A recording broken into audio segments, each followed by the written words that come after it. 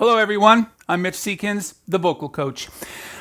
I'm way past due for a new singer survival tip video, but I've been working on some crazy, exciting stuff that I'll be sharing with you in upcoming videos and in my social media posts.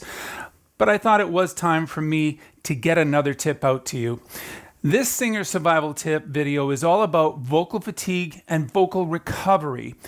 It's 2022 for those of you watching this in the future, and I'm really happy to have so many of my students finally back out on the road touring the world again. I have students in bands right now touring Europe, Australia, and North America, and the audiences are flocking back in great numbers to the shows. It's all awesome. As we head deeper into the late fall and winter, one of the most serious issues that singers are going to need to deal with is vocal fatigue and vocal recovery. For those of us in North America and Europe, it gets colder and drier.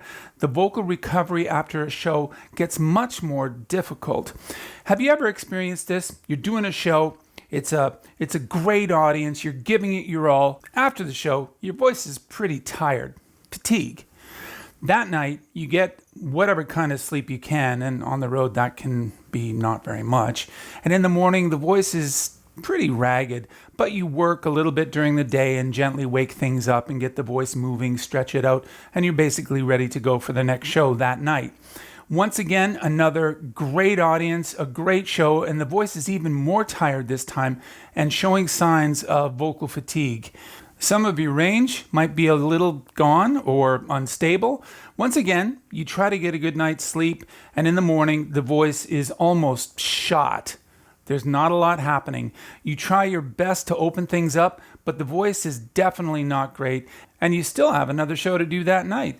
The voice is really ragged, and this show is difficult to get through, and you feel really disappointed at your performance. But at least you have a day off before the next show, and you are hoping to recover your voice with the extra rest. What ends up happening, though, is even though you recover some of your voice, you're still not back to square one, even with the extra day of rest, and therefore have to go into the next 3 or 4 day gig run, starting with vocal fatigue, and it snowballs from there. This is what I'm talking about. The issue of vocal fatigue and recovery. It can be not only vocally damaging, but also psychologically damaging as well.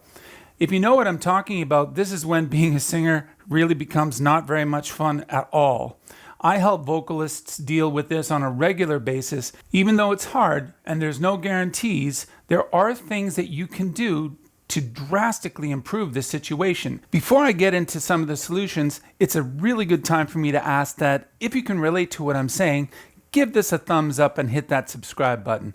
And maybe forward this on to someone you know who might need it. If you have a question or two, don't be shy. Leave it in the comment section. I'll try to answer them as best I can. Okay, number 1, drink a lot more water than what you think you need. It really is imperative, and if you haven't seen my video on water, go to my website, the link will be below, and click on the Singer Survival Tips button on the main page, and have a look. It explains how important it is and why you need to do it. And, by the way, even though you may not want to, stay away from alcohol when you're in this situation.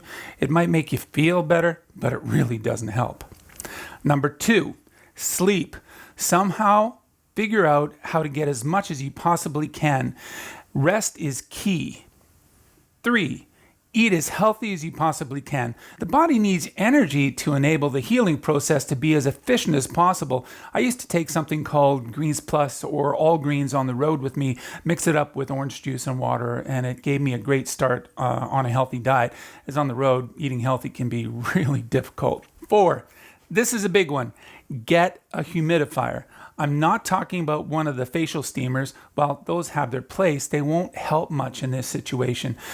I did a whole video on the benefits of humidifiers, and like above, go to my website, click on the Singer Survival Tip button, and watch the humidifier episode. I can't stress this enough. This one is really important. 5, structured warm-ups. There is a certain way to get the voice to respond as well as it can in this situation.